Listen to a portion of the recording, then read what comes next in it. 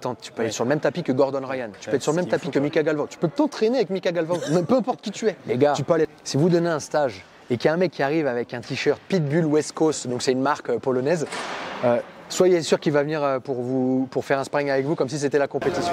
Nicolas Renier pour la bagarre.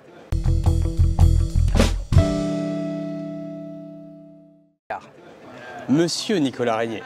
Oh ça. Merci beaucoup la bagarre, ça fait longtemps qu'on voulait t'interviewer. Donc on se croise ici dans le cadre de l'ADXC9. Donc tu reviens, tu as fait une apparition à l'ADXC8 l'année dernière. Ouais, c'est même le 5 je crois. Là c'est le 5 Ouais. Oui, pardon. Ouais. Le 5 ou le 4, ouais. Celui l'année dernière, donc ça. On est à Paris. On est à Paris, ils mettent en lumière le grappling et le JJB, donc ça c'est plutôt cool. L'année dernière, tu t'es fait surprendre par un spécialiste de la clé de cheville. Malheureusement, ça a été assez rapide. Comment tu reviens là cette année? C'est quoi ton mindset là? Alors après, je me suis pas fait surprendre. En vrai, c'était sa spécialité, je le savais déjà. Oui. On avait travaillé des choses, c'est pas sorti comme on voulait. Et écoute, comme on en parlait un petit peu avant, c'était déjà pour moi très beau d'être là. Parce que ça faisait un moment que je n'avais pas combattu à ce niveau-là. D'accord. Donc forcément, je me suis fait surprendre par quelqu'un qui a l'habitude depuis toutes ces années de faire ce niveau-là, de combattre à l'international comme ça contre les meilleurs. C'est moi qui l'avais demandé. Okay. Et c'était déjà encore, comme je te disais, c'était déjà beau d'être là et de pouvoir, parce que je suis descendu à 72 kilos, j'ai perdu une dizaine de kilos pour pouvoir l'affronter. Donc c'était déjà une victoire en soi, tout ça, et d'avoir fait une prépa. Et ça m'a montré qu'en fait, j'étais capable, même malgré mon âge, 39 ans et 40 ans cette année, de pouvoir faire un camp d'entraînement, de me préparer, faire un régime, être sérieux, malgré une vie de famille, les clubs à gérer, enfin tous les petits trucs que j'ai à gérer sur internet. Donc voilà. Et comment je gère ça par rapport à cette année? Écoute, je prends que l'expérience, beaucoup plus. Je n'étais pas non plus super stressé à Nana, mais je suis encore plus tranquille cette année parce que je sais ce qui m'attend. Je sais ce qui m'attend, je sais comment ça va se passer, l'organisation et tout. Et puis franchement, quel kiff quoi, d'être traité de cette façon-là. Pour nous en grappling, on n'a pas l'habitude. Et même en vrai, dans le MMA, à part les très très gros événements, ils ne sont pas traités de cette façon-là. Donc voilà, je suis très très content d'être encore une fois appelé, malgré la défaite de l'année dernière. Donc tu soulignes Orga effectivement aux petits oignons, met en lumière les combattants. Est-ce que c'est toujours une petite pression pour toi de combattre à Paris? Ou vraiment, comme tu disais, que du kiff Ouais, non, il n'y a pas vraiment de pression. Après, oui. Alors si c'est comme la dernière où quand je suis rentré, la salle elle s'est mise à crier, elle s'est levée et tout. Bon, je me suis dit, en fait j'avais mes écouteurs, je suis rentré donc j'entendais pas trop. Au moment où j'ai enlevé les écouteurs, je fais c'est quoi ça? Est-ce que tu te rends pas compte de la notoriété que tu as en France? Pas tellement, Je sais que les gens ils me suivent et tout, mais c'est vrai que ça fait un moment que je combats plus et quand tu combats pas, les gens ils te suivent pas forcément. Mais ouais, non, ça m'a fait chaud au cœur et du coup, c'est hormis la défaite, c'est plus le côté d'avoir perdu rapidement et de ne pas avoir pu passer ce moment avec le public, tu vois, victoire ou défaite, mais au moins que tu vois, je puisse montrer quelque chose. C'est vraiment ça qui m'a touché l'année dernière. Mais à part ça, non, c'est un plaisir plutôt, tu vois, d'être là et d'être avec les Français, les élèves, les gens qui, je pense, m'apprécient et ont envie de me voir performer. Donc non, ça fait plaisir. Tu parlais un peu de ton âge. On voit sur la même carte, il y a Freddy et Anthony qui sont un peu les espoirs du grappling et du JB en France. Est-ce que tu échanges un peu avec eux? Est-ce qu'ils te demandent des conseils? Non, alors c'est un peu le truc que je reproche. Le truc que je reproche en France, c'est que j'ai déjà fait plusieurs appels à des clubs, à des coachs, à des gens qui s'entraînent. Tu vois, de faire part de mon expérience. Partager quoi. Tu vois, partager, et je le ferai avec grand plaisir, sans rien demander en retour, tu vois, parce que c'est un plaisir. Mais non, m'a jamais trop sollicité. Et tu vois, c'est marrant, parce qu'au Brésil, la plus grosse équipe, une des plus grosses équipes au monde, tu vois, peut-être du coup le Paris Saint-Germain, parce que le Paris Saint-Germain est en liste pour gagner la Champions League. On va parler du Paris Saint-Germain au lieu de Real Madrid. Et tu vois, ils m'ont appelé pour les aider sur le camp pour la DCC. La DCC, la plus grosse compétition dans notre milieu, c'était champion de ça, c'est comme si tu étais champion olympique. Et tu vois, ils m'ont appelé pour être l'assistant coach, tu vois. Donc j'étais assis à côté du coach au moment de coacher Mika Galvao et Diogo Reis. Et tu vois, ce qui était impressionnant, c'est qu'il m'écoutait, c'était pas juste de la figuration, tu vois. Je disais, Mestre, là je pense que c'est pas forcément une bonne idée cette stratégie-là. Ok. Et il changeait, tu vois. la différence de mentalité. Ouais. Et c'est dommage. Attention, je critique personne. Chacun, peut-être que j'ai rien à apporter, j'ai rien à leur apporter, tu vois. Mais tu me demandes et je te réponds et je te dis, ouais, non, c'est dommage parce que je pense que j'ai des choses quand même à enseigner un petit peu à tous ces gens qui combattent. Mais bon, c'est pas grave, c'est comme ça. Dommage, on en fait profiter à des Brésiliens, que j'aime beaucoup aussi. Mais c'est vrai que tu vois, maintenant que j'habite à l'étranger, tu as envie d'être reconnu quand même par ton peuple, enfin par ton pays et par les gens peut-être qui te suivent ou autre, tu vois. Donc c'est vrai que des fois, je suis un petit peu d'amertume ou un petit peu... J'aurais aimé, quoi. Mais après, tranquille, il n'y a pas de souci. J'accepte et je suis à côté des meilleurs au Brésil, donc voilà, c'est comme ça. Sinon, c'est top. Justement, tu parlais de la DCC, on voit des orgas qui prennent un peu, enfin qui payent très bien les combattants. Je pense au Craig Jaune International, le BI, des choses comme ça. Toi, tu le vis de l'intérieur, parce que tu es au Brésil la plupart du temps. Qu'est-ce que tu penses qui manque en France pour faire de tels événements, en fait? Parce qu'on a les combattants, on a les clubs, on a le niveau, je pense, pour en faire. La mentalité. D'accord. Regarde là, on va voir comment ça va être, mais de ce que j'ai entendu, c'est que c'était pas très rempli cette année. D'accord. L'année dernière, c'était rempli parce que y avait sûrement Benoît Saint-Denis, peut-être moi aussi. J'ai déçu l'année dernière, alors du coup cette année ils viennent pas. Mais tu vois, je pense qu'il faut comprendre que tout ça, c'est un business. Il ne faut pas avoir ça comme une association en fait. Il faut comprendre le fight business ou comment ça se passe tout ça. Eux, ils viennent là, ils investissent, je sais pas, 100 000, 150 000, 200 000 euros, tu vois, pour venir faire cet événement-là à Paris. Si nous, derrière, Français, on ne joue pas le jeu en venant sur place ou en achetant le pay-per-view et pas en allant chercher des liens piratés à droite à gauche, en fait, les mecs, ils disent, attends, quand on organise au Brésil, c'est blindé, les mecs, ils achètent, les mecs, ils consomment. Quand on va faire je ne sais où et tout, les mecs, ils jouent le jeu. Et quand on vient en France, ils ne jouent pas le jeu. Donc on va peut-être arrêter de le faire, tu vois. Et si ça s'arrête, c'est vraiment une perte pour nous tous. Parce que moi, je suis là pour essayer de montrer l'exemple et puis passer le relais, tu vois aussi. Mais derrière, si derrière il n'y a plus cette possibilité-là, le relais il va pas être passé et ça va continuer à être à des compétitions. Tu vas faire des compétitions où tu payes 1 000 euros, où tu payes 100 euros pour t'inscrire et devoir combattre. Tu te fais éliminer au premier tour sur disqualification parce que tu vois ce que je veux dire. Donc voilà, il faut en profiter, il faut jouer le jeu. Et même ceux, putain, pourquoi je suis pas appelé cette année? Venez, jouez le jeu. Vous voulez combattre l'année prochaine, jouez le jeu. Venez dans les gradins, achetez le pay-per-view, soyez là, mettez de l'ambiance, faites en sorte que les mecs disent, il faut qu'on revienne en France, c'est incroyable. Et toi, c'est une des choses qu'ils m'ont dit. Ils m'ont dit, on est revenu parce que l'année dernière c'était incroyable. L'ambiance et tout, c'était comme l'UFC à Paris, tu vois. C'est pas la même salle, mais tu vois, les gens en tout cas ils ont mis de l'ambiance et c'est ça qu'ils espèrent cette année, quoi. Donc on va voir comment c'est. J'espère que les Français seront au rendez-vous et que l'événement, les gens seront contents, quoi. Clairement, on compte sur toi et la perf. Justement, là, tu parlais un peu aussi des réseaux. On sait que tu as assez vite quand même, pour pas dire très vite, pris la mesure, la conscience de l'importance d'être présent sur les réseaux. La contrepartie en France, comme tu disais, c'est la mentalité. Dès que tu laisses le réseau, t'essuies une critique dès que tu prends une défaite ou une chose comme ça. Est-ce que cette différence de mentalité, tu la notes encore plus depuis que tu es au Brésil? Écoute, moi déjà, personnellement, ça me touche pas parce que je fais vraiment ça pour moi, je fais ça pour ma famille, montrer l'exemple à mes enfants, tu vois, que faut travailler, à travers ça, j'essaie de leur montrer aussi ce qu'il faut faire à l'école ou autre, tu vois. Et donc peu importe, tu vois, la critique derrière, c'est pas grave.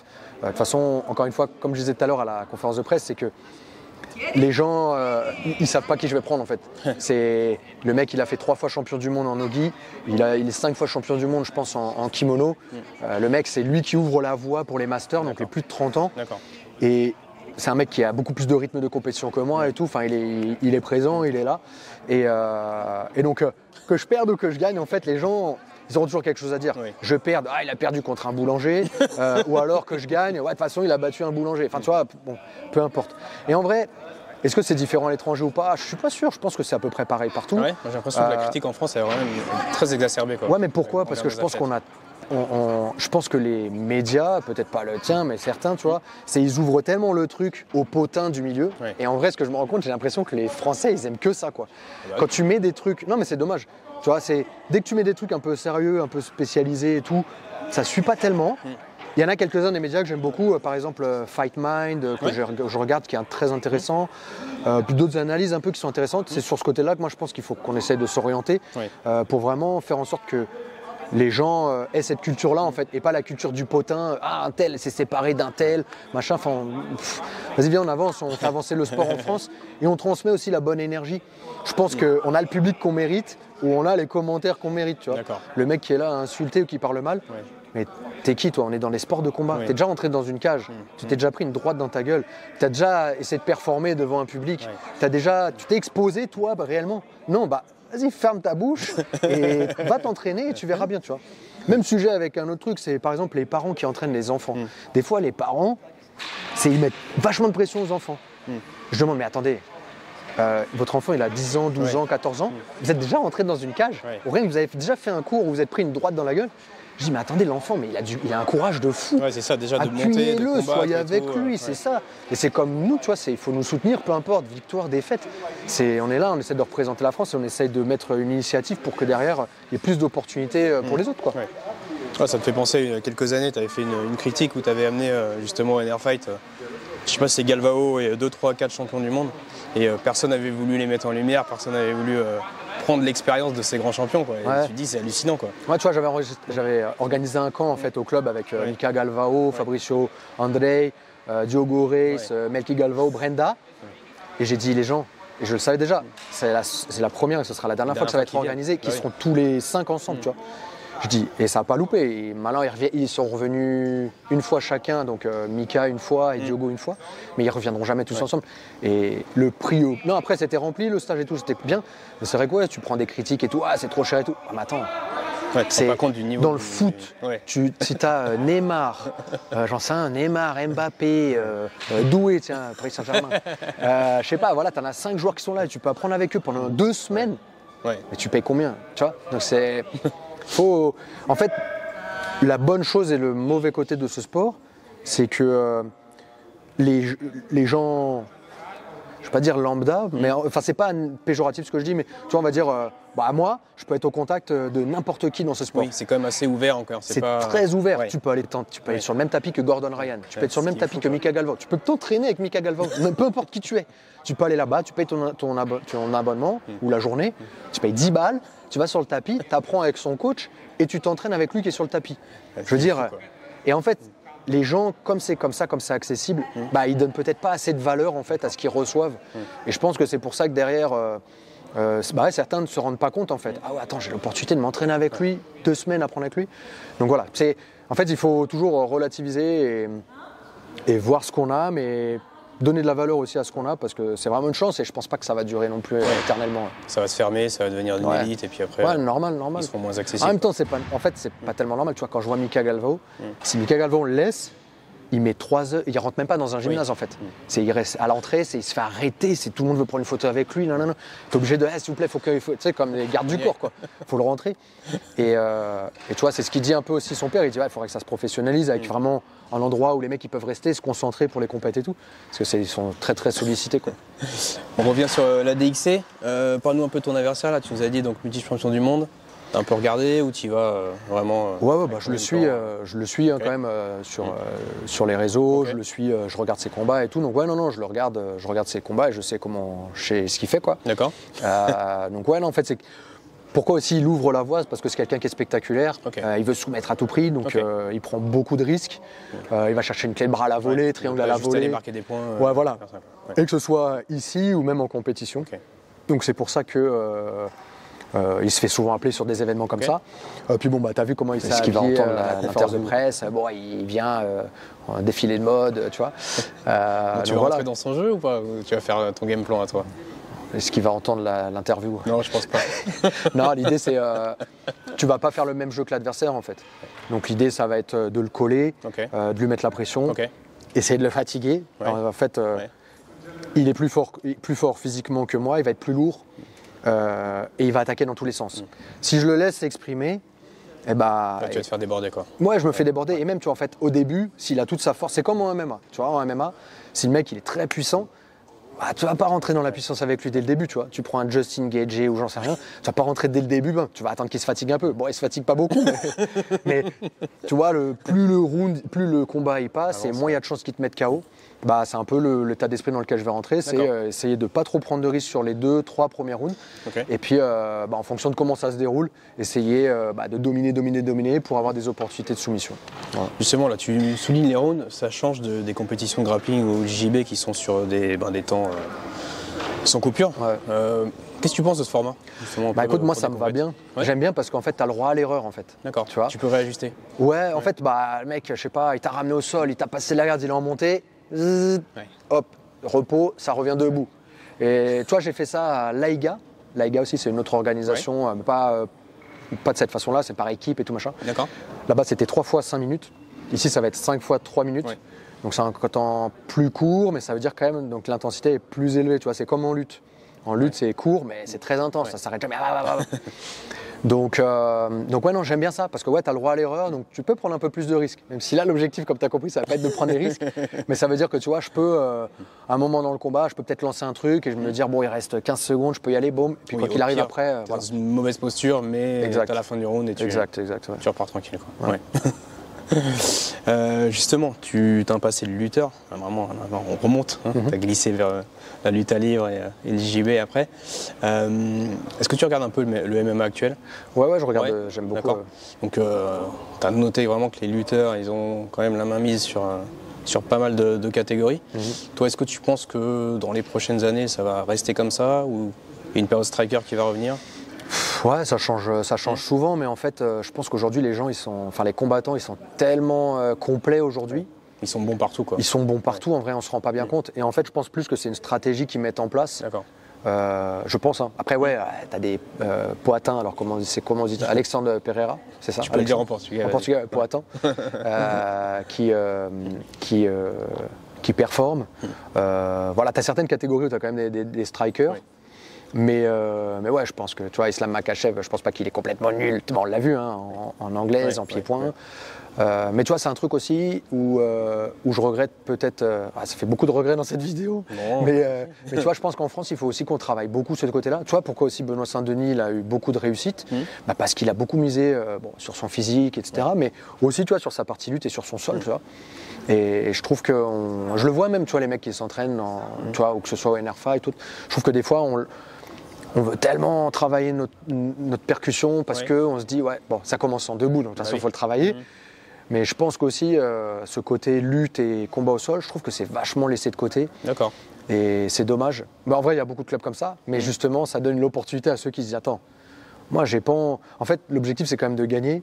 Et si tu peux ramener au sol, te prendre pas trop de coups, finir le combat, ça te fait que ta carrière, elle est quand même plus longue, tu vois, que de rester debout et de faire la bagarre tout le temps. Voilà, c'est pas l'idéal. Donc est-ce que ça va changer? J'en sais rien, mais en tout cas, je pense que quoi qu'il arrive, la lutte et le combat au sol seront toujours une clé à avoir dans son trousseau pour résoudre des problèmes, tu vois. Nerfight, justement, là. Tu as 2 clubs sur Paris? Il y en a 3 sur Paris, et 1 à Nancy. Ouais. Ok. Et à l'étranger, ça se passe comment, du coup, au Brésil? J'avais ouvert un club, je l'ai fermé au bout d'1 an et demi, 2 ans. En fait, je suis arrivé au Brésil en me disant vraiment qu'est-ce que je vais faire, tu vois. Je sais faire quoi, ouvrir des clubs, ça marche et tout. Et en fait, quand je l'ai ouvert, je me suis dit, wow, c'est plus du tout ça que je veux faire, quoi. Enfin, je me voyais pas repartir dans le format tous les soirs de 18h à 22h. Et je voulais être avec ma famille, tu vois, avec mes enfants qui sont jeunes encore, donc je voulais être avec eux à la maison le soir. Donc ça combinait plus tellement avec la vie que je voulais. Mais sinon, non, après ça se passe bien, je m'entraîne et puis je travaille à distance sur les clubs et ce que je fais sur Internet. Ok. Effectivement, là, beaucoup de visibilité sur YouTube, tu vulgarises un peu les techniques. Donc tu as trouvé vraiment ton angle de vue. Les vidéos, elles sont très bien faites, et ça vulgarise au maximum et en même temps, c'est quand même l'aspect technique. Tu es un grand technicien, on te reconnaît tous. On parlait tout à l'heure des critiques, réseaux sociaux, etc. Sur les jeunes de maintenant, est-ce que tu penses qu'ils sont plus axés réseau que entraînement, ou est-ce qu'ils privilégient trop le média, le show? Ça peut être un piège, En vrai, je sais pas, on n'a pas de statistiques, donc je ne peux pas non plus m'avancer là-dessus. Mais aujourd'hui, tu as cette possibilité-là. Ça fait rêver en fait de dire, attends, je peux être un Conor McGregor, mais quoi qu'il arrive, si je peux donner un conseil, c'est si tu veux être si tu veux performer en combat, si tu veux avancer dans ta carrière, quoi qu'il arrive, il faut que tu sois performant en combat. Ouais. Et pour avoir plus d'opportunités de combat, ou que quoi qu'il arrive dans ton combat, pour pouvoir profiter de ce moment-là, il faut que tu aies une certaine visibilité. Et cette visibilité-là, on ne va pas forcément te la donner. Et en fait, c'est à toi d'aller la chercher. Et c'est à toi de travailler ton image, c'est à toi de travailler ta marque pour qu'après les autres personnes aient envie de parler de toi, aient envie de parler de ta marque. Ah, moi, ils m'ont pas appelé sur l'événement. Ouais, mais mon gars, t'as 1200 followers sur Instagram, on ne te connaît pas, personne ne te connaît. Ouais, mais non, mais ça, aujourd'hui, le monde, il marche comme ça, tu vois, et il faut l'accepter. Ou alors, tu fais ton propre monde, tu vas sur ton île, et puis, tu vois, le monde, il marche comme ça. Et c'est aussi, alors après, c'est, ouais, mais on gagne pas assez d'argent. Ouais, mais alors, qu'est-ce que tu as fait pour en gagner, tu vois, etc. Alors oui, je suis d'accord, ouais, il faudrait que ce soit que sur la performance, pas de souci. Changez le monde, changez tout ce système-là, faites autrement et voyez si ça marche. Peut-être qu'au final, ça ne marchera pas, et c'est pour ça qu'aujourd'hui, l'UFC, je pense, montre la voie à tous les sports de combat. Et c'est dans cette direction-là qu'il faut aller. On n'est pas obligé de faire du trash talk. Je pense qu'on peut mettre, tu vois, bon, je pense qu'à notre petit niveau, on a essayé de mettre en avant notre match, en charriant un petit peu chacun et tout. Je pense que, tu vois, surtout au Brésil, en vrai, les gens, ils sont très, wow, ça va être super, wow, j'adore vous deux, voilà. Et alors, les Brésiliens, ils attendent vraiment ce combat avec impatience. Donc, ça fait plaisir. Et voilà, l'idée, c'était de mettre un petit peu en avant tout ça. Et tu vois, on n'a pas fait de trash talk, on ne s'est pas insulté ou autre, on s'est respecté du début à la fin, mais voilà, on s'est charrié un petit peu, tu vois. Donc non, c'était cool. Top. Pour terminer l'interview, est-ce que tu as une petite... on a les bails de la bagarre, c'est des petites anecdotes un peu marrantes, des dingueries qui te soient arrivées. Je pense que dans ta carrière, tu en as quelques-unes à raconter. Cours, là. Si tu n'en as pas, c'est pas grave. Ouais, qu'est-ce que je peux te raconter Ces dernières années ou des galères que tu as connues, je pense, au Brésil. Je pense que aussi tu as dû peut-être tomber dans des clubs un peu... je peux t'en raconter une. Tu vois, une fois, bon, je sais pas, la fin, elle va pas être non plus, ça va pas être les gens, ils s'attendent, c'est quoi? Mais attention, exclu. Non, il n'y a rien d'extraordinaire. Mais juste pour dire, en fait, ça me fait pas... Juste pour reprendre un post que Craig Jones il avait fait où il disait les gars, si vous donnez un stage et qu'il y a un mec qui arrive avec un t-shirt Pitbull West Coast, donc c'est une marque polonaise, soyez sûr qu'il va venir pour faire un sparring avec vous comme si c'était la compétition. Et donc derrière, ça m'a refait penser à une fois où j'étais en Ukraine. Je donnais un stage en Ukraine à Kiev. Et donc j'ai fait une semaine de stage. Je donnais 2 cours par jour. Tu vois, je donnais beaucoup de valeur. Tu vois. Je suis resté une semaine, 2 cours par jour. Au début, il y avait une dizaine de personnes, premier jour. Deuxième jour, quinzaine de personnes. Troisième, jusqu'à la fin. À la fin, 60, 70 personnes sur le tatami. Et moi, franchement, j'étais rincé parce que à l'époque, je tournais beaucoup en fait, sur les stages et tout avec les mecs. Et donc, je tournais à chaque cours et tout, je tournais beaucoup. À la fin de la semaine, je commençais à tirer la langue, quoi. Et donc, on va manger. Et je me dis, et en plus, au moment où je suis allé manger, c'était le dernier cours. Enfin, le dernier stage ou dernière séance. Et je me suis dit, je suis rincé là, c'est bon, je tourne plus, je monte juste les techniques cet après-midi, quoi. Je reviens. Et là, il y a un Ukrainien, 90 kilos, il est là, il joue les lutteurs, ils aiment bien jouer à la paume, tu vois, contre avec la balle, là, avec la main. Bam, bam. Il est là, comme ça, baf, il joue contre le mur, bam, bam. Il me voit arriver, il court vers moi, il fait fight with you, fight now. J'ai fait, wow, qu'est-ce qui se passe, calme-toi. Et je lui dis, my friend, mon ami, si tu veux, on tourne à la fin, mais là, je vais te montrer les techniques. Ok, tac, il retourne contre le mur, il joue. Et pendant tout le stage, tous les Ukrainiens sont venus me voir, ils m'ont dit non mais t'es pas obligé de faire avec lui. Hein. Il a 18 combats en MMA, 18 victoires, 15 finalisations. Tu n'es pas obligé d'y aller. Hein. J'étais là, putain de merde, pourquoi il vient, tu sais. Au final, j'ai fait le sparring avec lui. Et pourquoi à la fin, elle est pas... Parce qu'au final, on a fait un sparring, mais un sparring, ça a fait 0-0. Mais c'était la guerre, on s'est fait la guerre tous les deux. Mais, et puis à la fin, voilà. My friend, t'es fort, c'était cool, merci beaucoup, photo et tout. Enfin, voilà, bonne expérience. Toujours, je donnais des stages un peu partout dans le monde et c'est très, très enrichissant. Et c'était vraiment... C'était génial, quoi, voilà. Petite anecdote de Nicolas Renier. Top. Merci à tous. Merci beaucoup, Nicolas. Bon courage pour ton combat. Donc, que tu perdes ou que tu gagnes, fais-nous un show. Yes, on va essayer. On va et on sera là pour t'encourager. Avec plaisir, c'est gentil. Beaucoup, merci beaucoup. Et à bientôt. Merci, ciao. Au ça.